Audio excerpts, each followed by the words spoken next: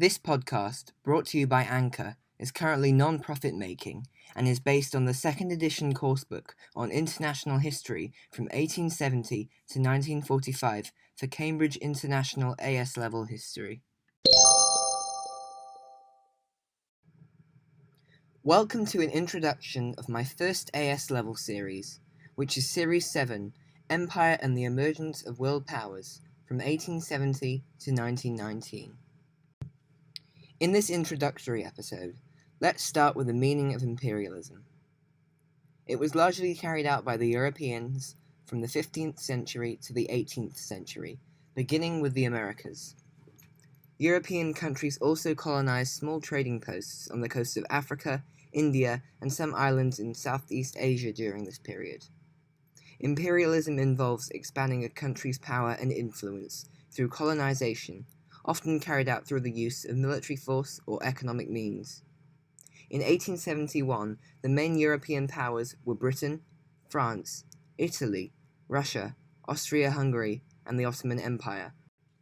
This period was known as a period of new imperialism. Now, in what way was new imperialism different from before?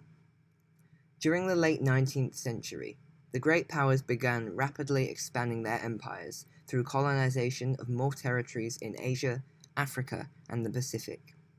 Firstly, the speed of territorial acquisition significantly quickened.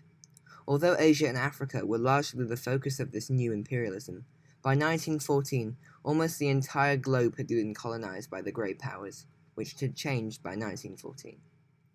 Secondly, the great powers often used diplomatic means to avoid conflict, which may occur during rivalries of the scramble for acquisition of new territories. Therefore, the rivalry between the great powers was largely peaceful. Thirdly, as I mentioned in my first point, the number, or empires, of the list of great powers had changed and even increased. This is because the US and Germany were emerging as significant economic and military powers, while Japan also caused greater competition for colonies and created more rivalries. Finally, for this episode, why did the great powers want to expand their empire? Firstly, due to economic reasons. This is because countries wanted access to resources that could improve their economies. They also needed colonies for trading. This is because colonies could be used as coaling stations for merchant ships, so they could trade more products at a quicker pace around their globe and across their empire. So they were used as coaling stations to hold coal that could be used for their merchant ships, so that the merchant ships wouldn't have to carry the coal, so they could save weight and have more space to load more products that they wanted to trade and sell.